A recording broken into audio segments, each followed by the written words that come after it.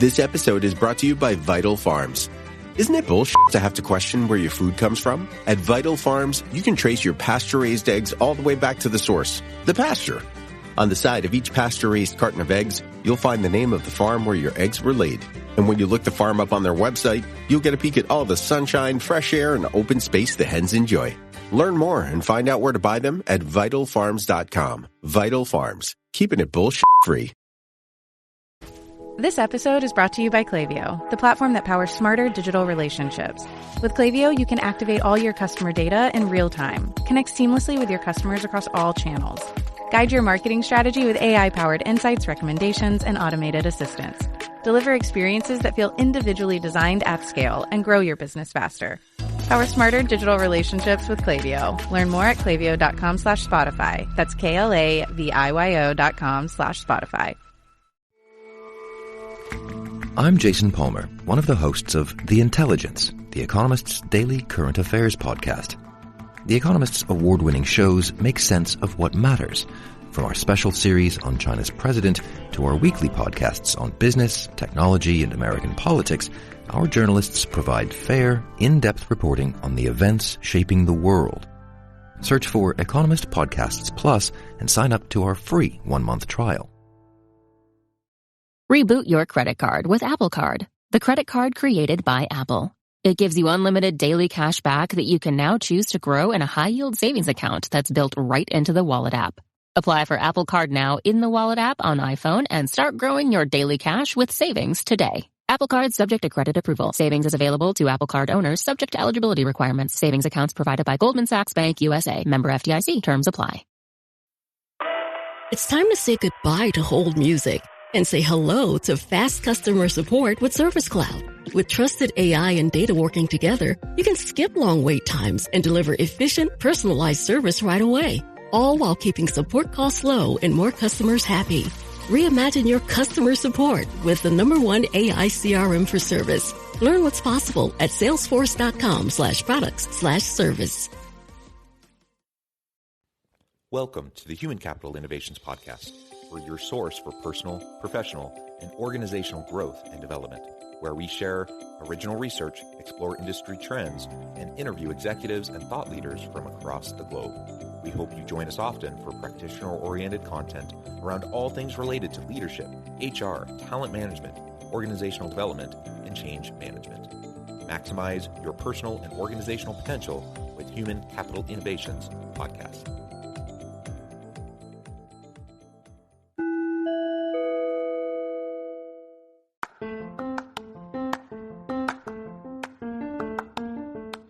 If you enjoy the Human Capital Innovations Podcast, enjoy ad-free listening by going to the Patreon page, and please consider contributing even at the producer or sponsorship level. And please leave a review. Thank you for your support.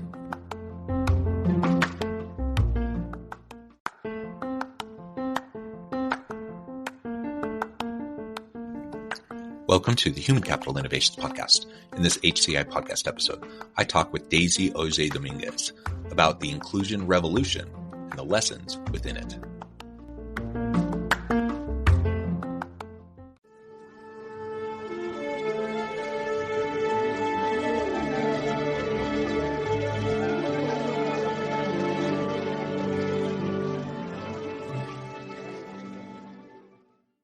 Daisy Auger-Dominquez, welcome to the Human Capital Innovations Podcast. Thank you for having me, Jonathan. It is a pleasure to be with you. You're joining us from Martha's Vineyard. I'm south of Salt Lake City in Utah. And today we're going to be talking about the inclusion revolution and the lessons within it. This is just a fascinating topic. I'm super thrilled to have the opportunity to talk with you today. As we get started, I wanted to share Daisy's bio with everybody. Daisy has made it her mission to make workplaces more equitable and inclusive. As the Chief People Officer at Vice Media Group, Daisy leads a global team responsible for people operations, diversity, equity, and inclusion initiatives, corporate facilities and real estate, procurement, and social impact practices. Her TEDx talk, Inclusion Revolution, and book by the same title calls on managers to take on the work of dismantling racial inequity in the workplace. She has designed, led, and scaled organizational transformations at Moody's Investors Service, the Walt Disney Company, Google, and Viacom, and founded the Auger-Dominquez Ventures, a workplace consultancy. Dynamic speaker, writer, and advisor, Daisy serves on the boards of Planned Parenthood Federation of America, Brooklyn Children's Museum, Robert Sterling Clark Foundation, and St. Anne's Warehouse. What a fantastic background. It's a pleasure to have you. Anything else you would like to share with me or my listeners by way of your background before we dive on in? I think you've covered it quite well, Jonathan. I think the only other thing that I would add is that I am Dominican and Puerto Rican. I was born in New York City and raised in the Dominican Republic. And I have a 14-year-old daughter, and my husband, my daughter, and I live in Brooklyn. Wonderful. Wonderful. Thank you so much. So let's dive right on in. What inspired you to write Inclusion Revolution? The full title is Inclusion Revolution, the Essential Guide to Dismantling Inequity in the Workplace. And again, you have a TED Talk by the same title. Tell us a little bit about that and why you decided to write that, why that book, why now? Well, the inspiration for any book, I believe, is partly your lived experience. And for me, the great driving force of my career has been helping others feel seen, valued, and understood in the workplace, and to help organizations minimize people feeling like outsiders, because it was part of my own winding journey. Much of what shaped my desire to write Inclusion Revolution as a practical, hopefully inspiring roadmap for building and growing equitable workplaces was my own experience in the workplace as a Latina, a person of color, an immigrant, and so much more. It's always great to hear the origins behind these types of efforts, because it's a Herculean effort to put thoughts down to paper and it's quite the vulnerable effort to share it with the world. And so I applaud you and all the work that you're doing. So tell us more then about the Inclusion Revolution. What is it? Why should we be engaged in it? And how can we be a part of it? Absolutely. And I think, I appreciate you mentioning the vulnerability in writing a book. And I think it's indeed a vulnerable experience to write and to share what you have experienced in the workplace, because many of us grew up in workplaces where we weren't taught to share what we were feeling and what we were experiencing, but yet we're still feeling and experiencing every day.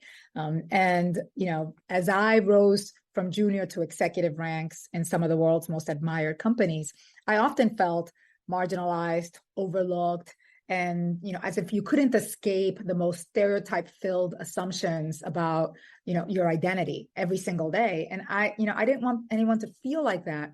But even as I fought to break down barriers for women, people of color, and other marginalized workers, essentially to bring more seats to the table, I have had to desperately fight to earn and keep my own seat at the table, while having to manage how others have at times perceived my successes as some kind of injustice inflicted on them, just because of our differences.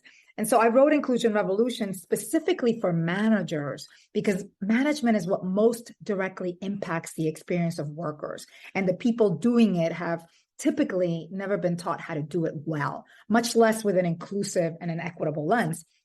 And so Inclusion Revolution is written to help the reader examine the root causes of racial inequity across the entire employee lifecycle, from recruitment to onboarding to development to retention, and to also take action to drive that change within their space of influence. Because it's not enough to say that you're aware of what's happening. It's about what actions you can take individually. And each and every one of us has agency to drive some of those actions.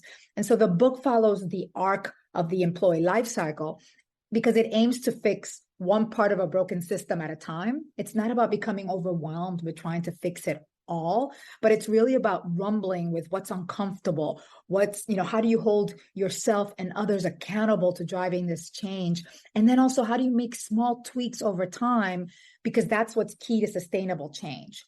And the reason why I call it the revolution, the Inclusion Revolution, is because the revolution is about driving change in our workplaces together. And that change is, if we drive that change, it will result in workplaces where structural inequities that limit access and opportunity are reduced, where work feels generative, where it feels effortless, despite the hard work that you have to do, and where it feels productive and joyful, because that's what I believe we all want our work experience to be. Yeah, I think so too. And I love that you look at it through all stages of the employee life cycle and the employee experience from those very early stages as you're starting to design the work itself, to start to think through the application funnel and the hiring process and the onboarding and the ongoing training and development, performance management, like all of it, right?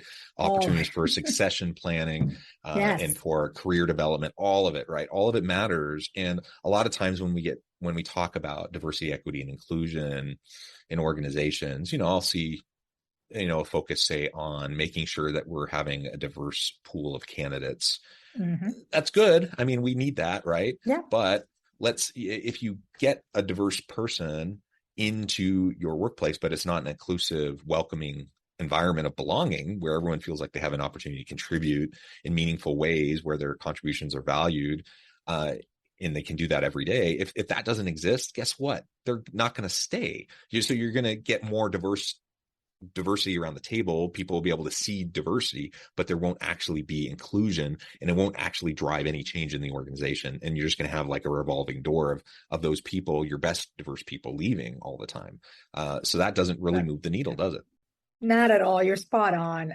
And I talk, the book, it was so hard to not make the book too long, but to make it explicit enough into every one of those elements of the employee life journey, because indeed focusing too much on one versus the other limits your capacity to actually build an inclusive and equitable workplace, right? And so for most organizations, and this is how I started out in this work, I started out as the head of diversity and inclusion for Moody's Investor Service, but one of the things that I realized shortly into my tenure was that it was like pulling teeth from the recruiters to attend the diversity events that would generate diverse talent pipelines for us, that it was pulling teeth from them to build inclusive hiring processes so that we had a system of fairness and equity in how we interviewed, how we selected candidates.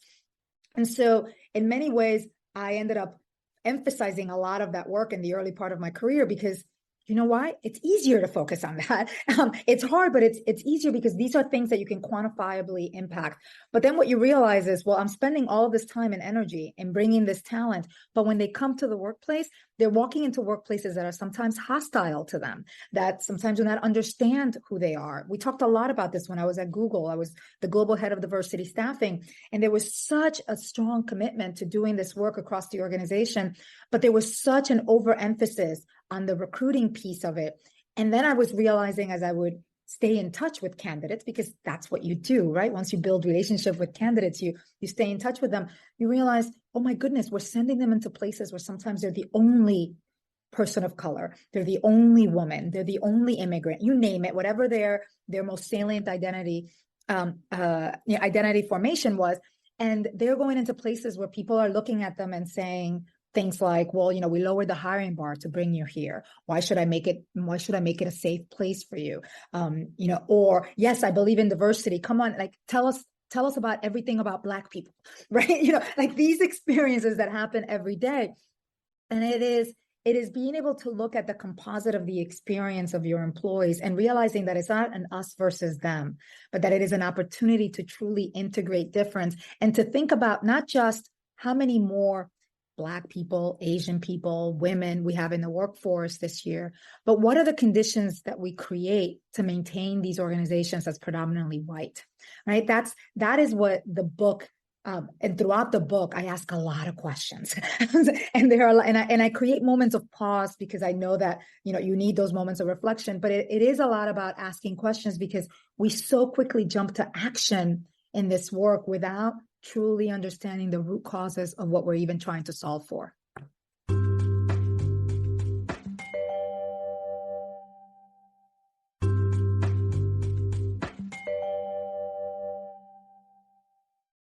Yeah, it's so true. And it's hard to get that mindset shift to take hold, especially those who've been resistant towards any diversity work in the first place, let alone to move beyond kind of again, it's hard work. I don't want to minimize the work of equity, diversity and equity pieces.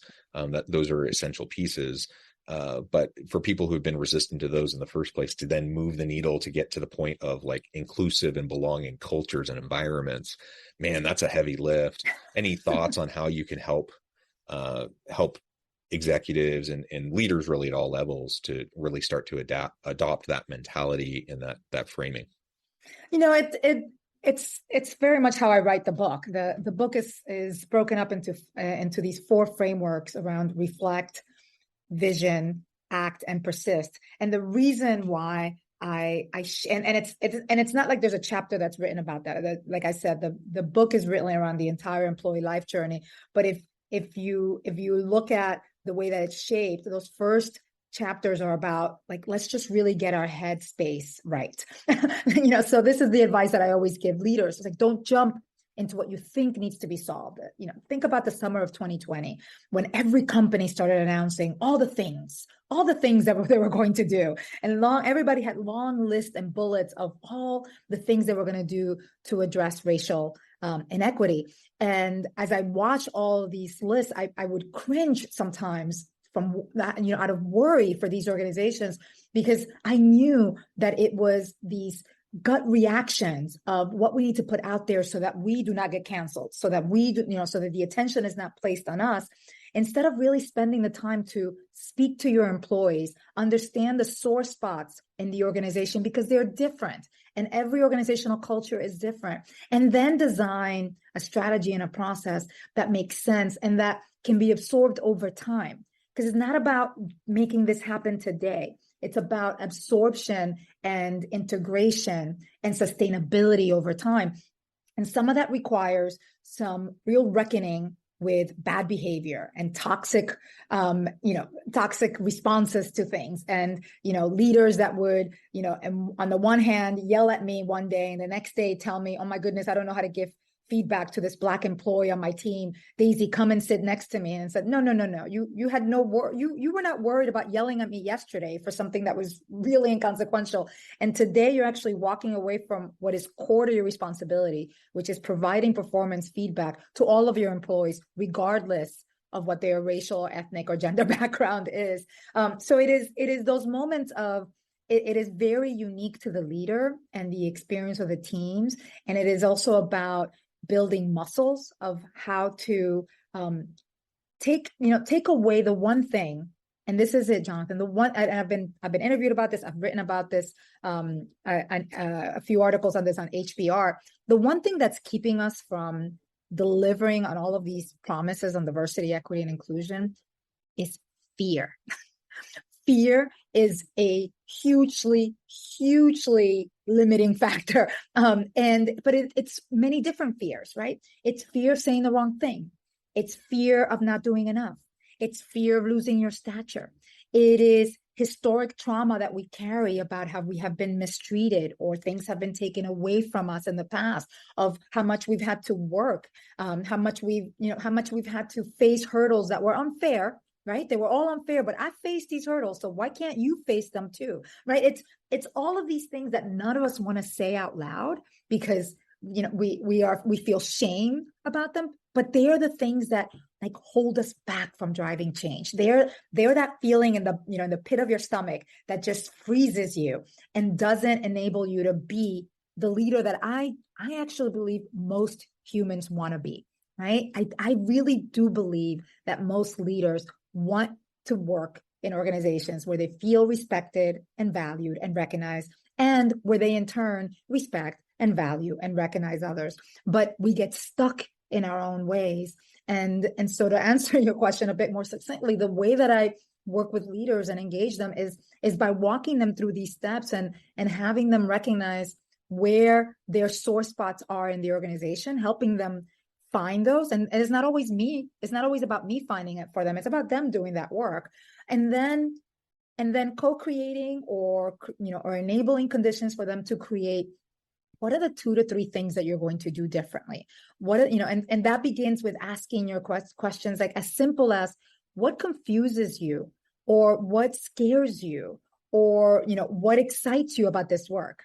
sometimes asking that question alone can really open up the space of, hey, this is where, I think I may be failing. This is where I think I may be going to, and then you build a roadmap around that and you build it, which is why the chapters in Inclusion Revolution, at the end of each chapter, there's a bit of a cheat sheet, and I call it your roadmap to your Inclusion Revolution, because I didn't want to make it feel like, oh my gosh, I have to read this whole book, and then once I'm done with the book, then everything is done. It's like, no, it's like from time to time, you're going to have to go back to these chapters and be reminded. I was like, oh, what are the questions that I was asking? What are the things that I need to do?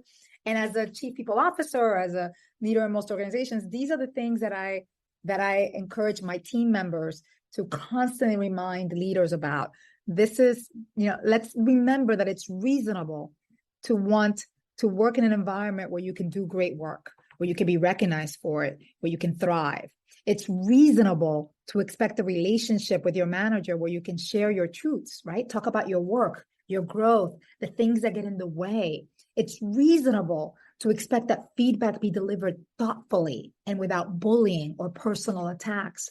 And it's reasonable to expect clarity on what matters, how you're measured, how you work, how your work will have an impact on the organization. What happens if you fail? All of these things are reasonable, and we forget that, the most fundamental of it is that it is reasonable to expect to be treated respectfully, with dignity, and to be understood as an adult and a human being with varied life experiences and demands on your life, whether you're a caregiver, regardless of whether you're a caregiver or not, but whatever those life demands are for you. And that's the kind of reminder that we all need from time to time to be better managers and leaders, to be inclusive managers and leaders, to be equitable managers and leaders.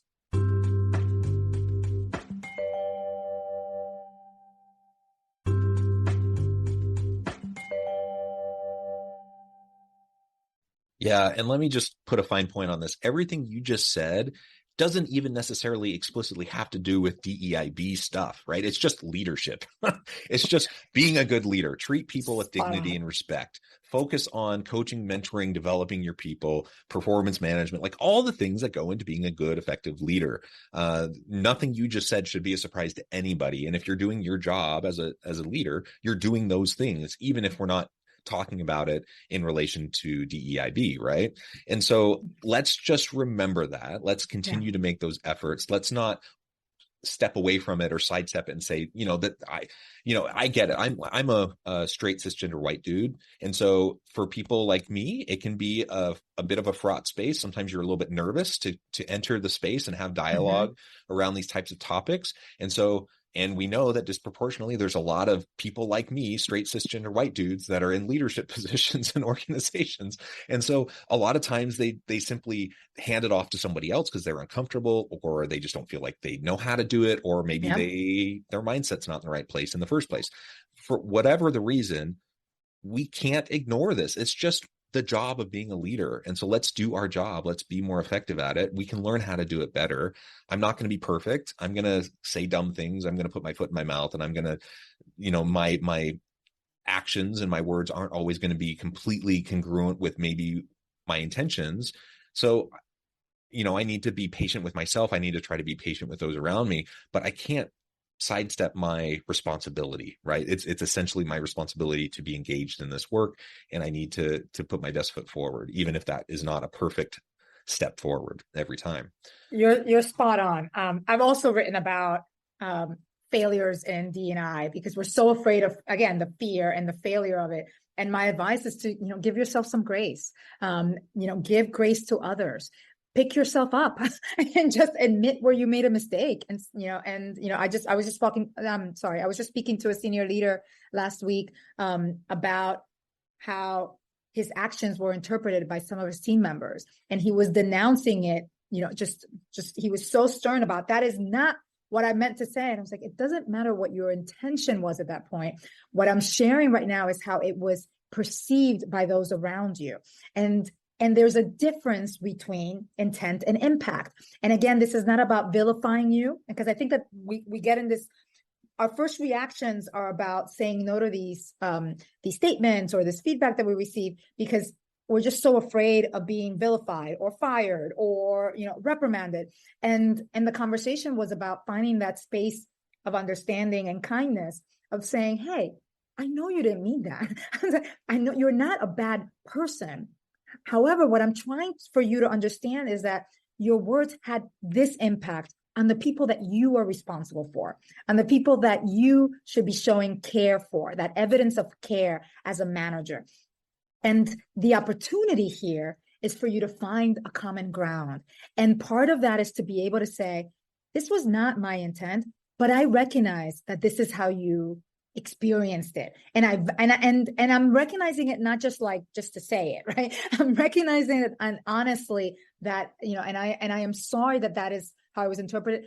How can we find a way going forward as a team where we can have that sense of respect and trust? Because that's the team that I want to lead. And it's those moments of truth that we're so afraid of having, but that are so important with our teams. And to your point, and this is really, what Inclusion Revolution is about. I was like, it's essentially a management book in many ways. It is how to manage, and it is how to manage with a lens on racial equity, so that we realize it's not just the basics that we're getting wrong, is the basics that we're getting wrong are disproportionately impacting those who are already marginalized and most vulnerable in your organizations. So if we get the basics right for everyone, this is how we build truly thriving workplaces. And that, I believe, that's the end game here. That's what we can build. And that's what I believe, and I see many managers want to achieve on their teams. Yeah, well said, Daisy. This has just been a real pleasure. I know at the time I need to let you go, but before we wrap up for today, I just wanted to give you a chance to share with listeners how they can connect with you, find out more about your work, where they can find your book, and then give us a final word on the topic for today. Thank you so much. Well, you can find out more about me, and I am an avid LinkedIn commenter. I am on Instagram and on Twitter, Daisy AD, on Instagram, and on LinkedIn, my full name, Daisy Auger-Dominquez. The book can be found on Amazon or on any of your local and large bookstores across the country. I get such a thrill every time someone posts some remote place that they found the book. I still can't believe that I'm a published author. And I just want to close by saying thank you for having me. I appreciate you amplifying this important message. And for those of you listening, I believe that change is possible. And I believe that it is possible because of people like you that care about this work and that are willing to put one foot in front of the other and try every day to build better workplaces for everyone. Thank you so much for having me. Thank you, Daisy. Again, it's been a pleasure. I encourage listeners to reach out, get connected, find out more about what Daisy can do for you. Check out the book. And as always, I hope everyone can stay healthy and safe. They can find meaning and purpose at work each and every day. And I hope you all have a great week.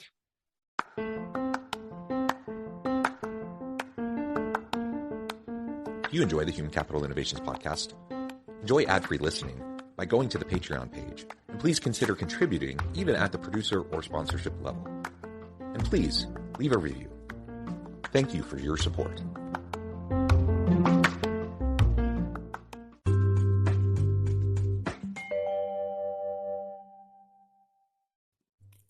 Thanks again for joining us for this episode of the Human Capital Innovations Podcast.